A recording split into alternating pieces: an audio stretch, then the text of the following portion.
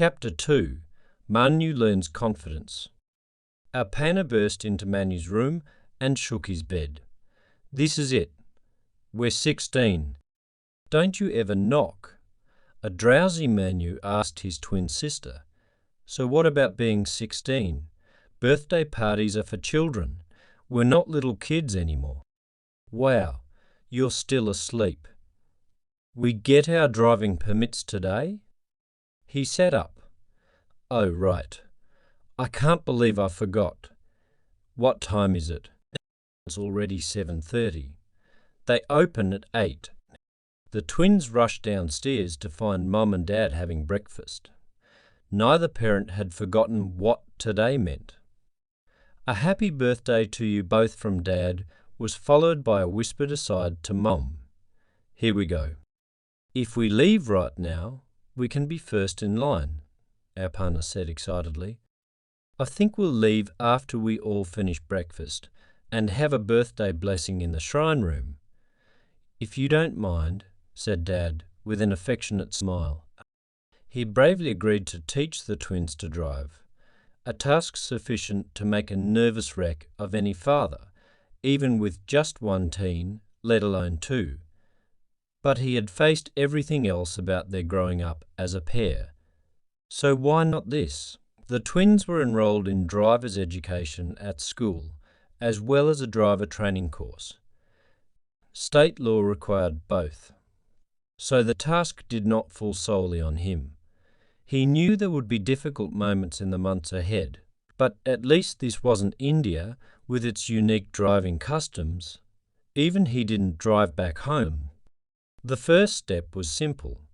They were in and out of the New Jersey Motor Vehicle Commission office in Edison in less than an hour, both acing the written test. They walked out with huge smiles, permits in hand.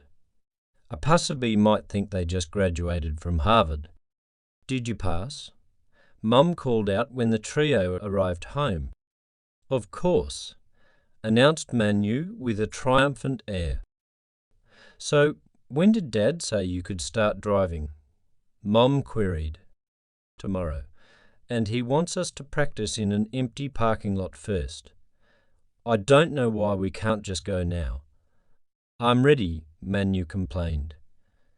He was restless all day. The next morning it was he who woke his sister. Dad watched them gobble up breakfast. He was nearly as anxious as they were. Sure, this would be their first time driving, but it was also his first time teaching it. He wasn't sure how that would go. When they arrived in the mall's vast empty lot, Dad challenged, "Who's first?" "After you, little sister," Manu replied coyly. All of 4 minutes older, he enjoyed referring to his seniority, although neither really cared. Besides, he was confident she would be nervous and want to stop right away. He was pretty sure she would have trouble with the stick shift, since she wasn't the most coordinated person with machines. In their driver training class, they would be using an automatic. But last year, Dad had gotten a good deal on their 2005 Audi A3 Sportback with a 6-speed manual gearbox, a nice car with decent fuel economy. Manu's lower expectations of Alpana's driving skills proved to be unfounded. He was astonished when she got through the first task like it was nothing. Engage the clutch, put the car in first gear, disengage the clutch, drive a few feet, engage the clutch and shift a second, disengage the clutch, drive a few more feet, engage the clutch and use the brake to stop. She did it 3 times in a row without stalling, and there were only a couple tiny jerks from over-revving the engine. Manu's turn didn't go as he had imagined. He put the car in gear, popped the clutch and promptly killed the engine.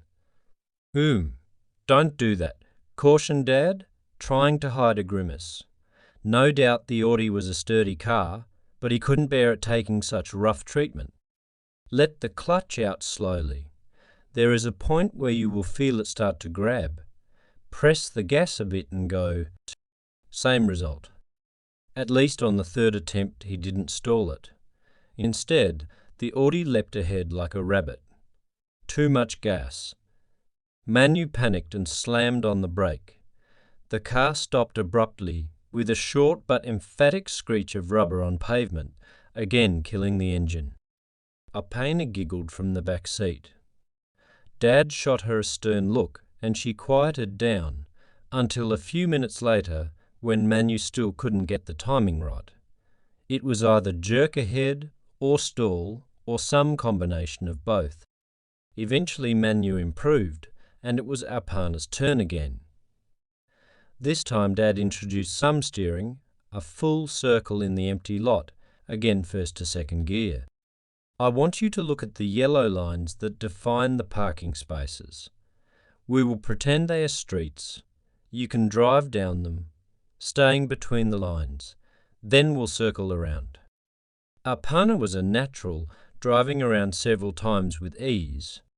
Between turns, Dad had them shut the engine off and apply the parking brake. He wanted to simulate real conditions as much as possible.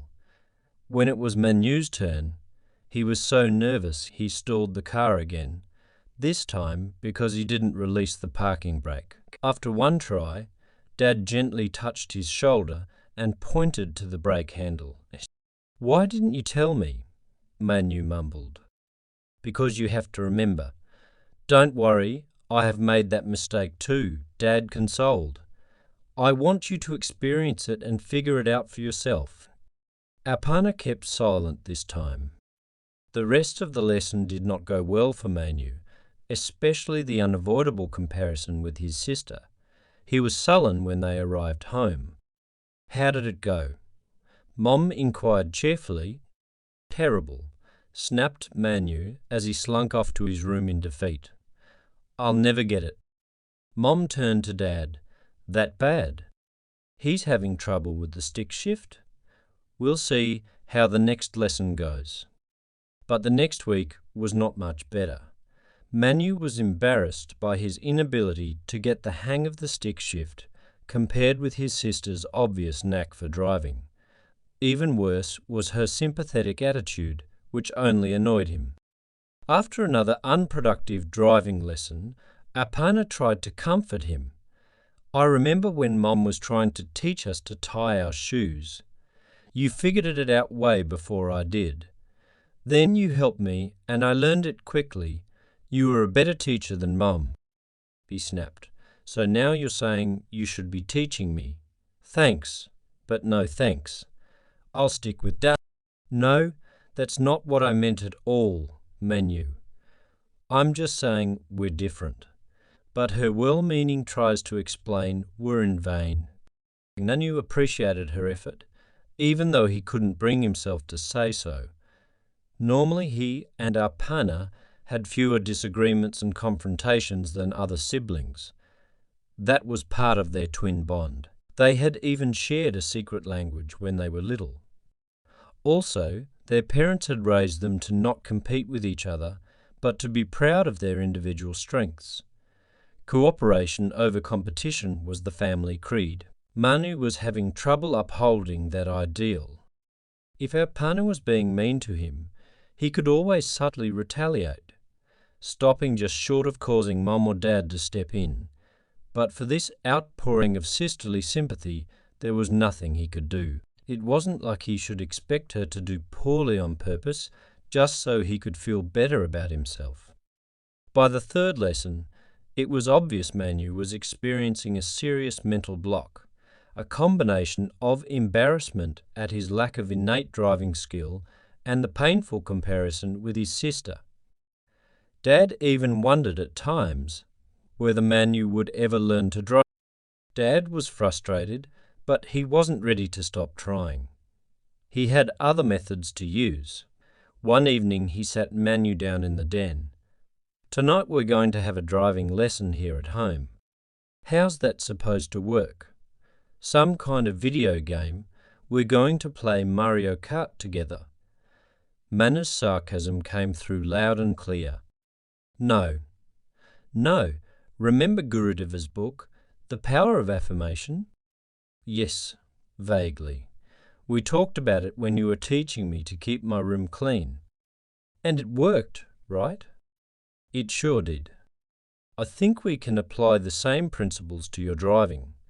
The central idea is to repeat a statement such as I can, I will, I am able to learn to drive a car over and over again while clearly visualizing yourself driving the car well and feeling just how that would feel.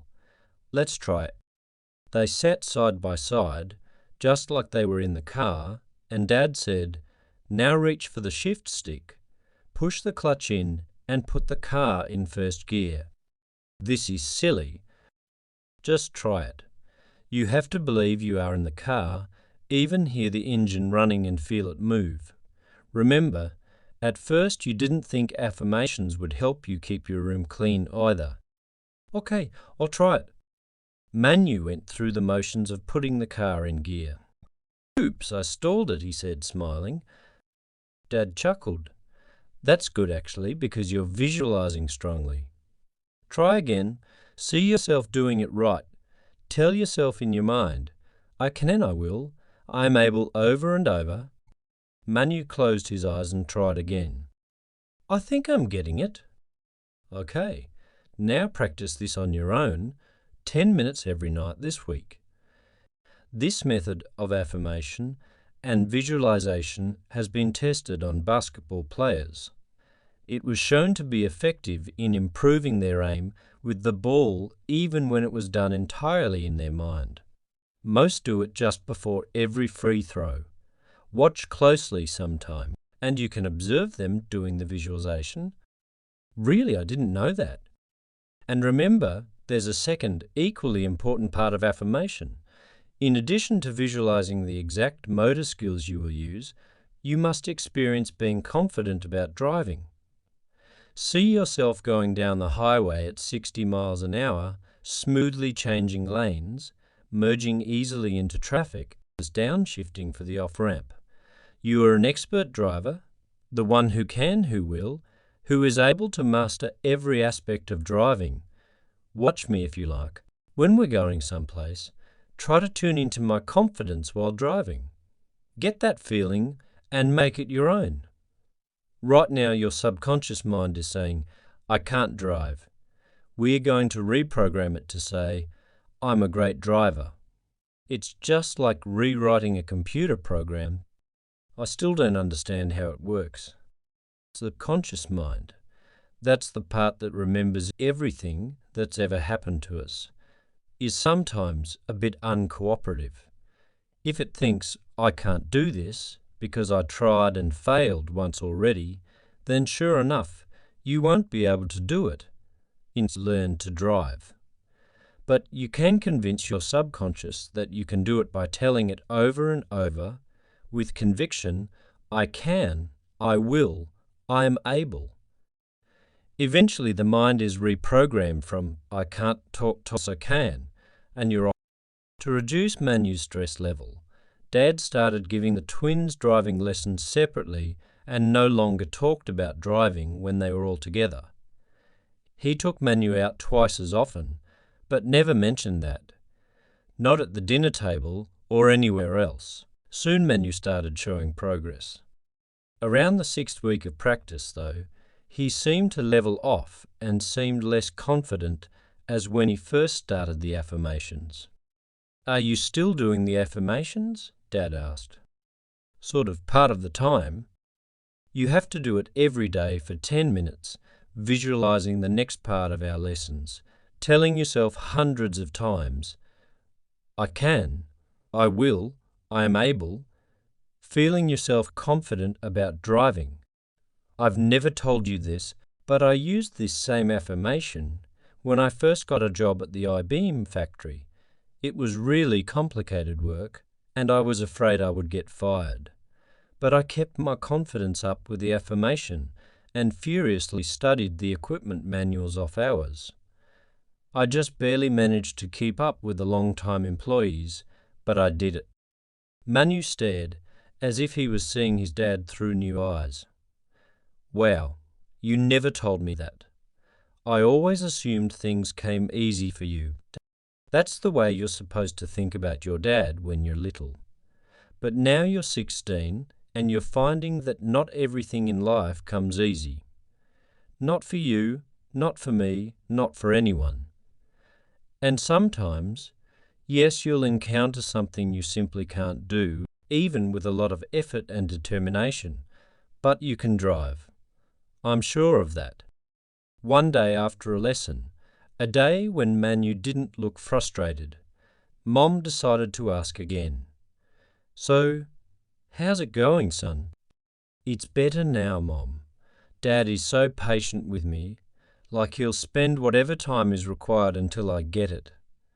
I appreciate that. Did he tell you how I'm using affirmations? Yes, he did.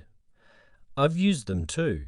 They really work well if you can visualize the outcome strongly enough, really feel it. It's kind of like the difference between casually saying, thanks, compared to looking in someone's eyes and saying, thank you so much, with real intent. There's about 10 times as much emotional force in one way over the other. Then the message actually sinks in that I really am thankful and not just saying thanks to be polite.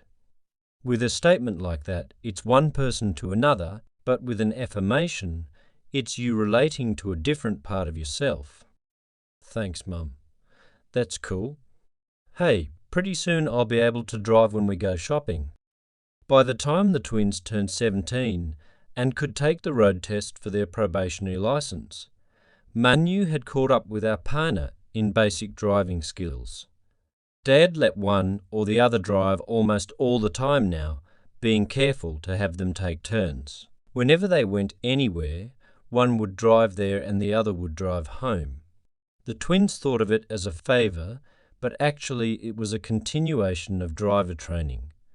Dad watched carefully how they dealt with each new traffic situation. They played a game of watching other drivers for errors, like not signalling, an important part of the safety strategy called defensive driving. Dad's trust in them made them more confident. He knew a nervous driver is a dangerous one. When they returned home from taking the road test at the DMV on their 17th birthday, Mom met them at the door. She didn't need to ask how they had done. Their grins gave it away. I think Dad should take us all out to dinner at that new vegetarian restaurant to celebrate, she announced, having caught a contagious smile. I'm driving, Manu shouted. Can we take the car to school on Monday? Apana pleaded. Mom and Dad had seen this coming. No way, they exclaimed in unison.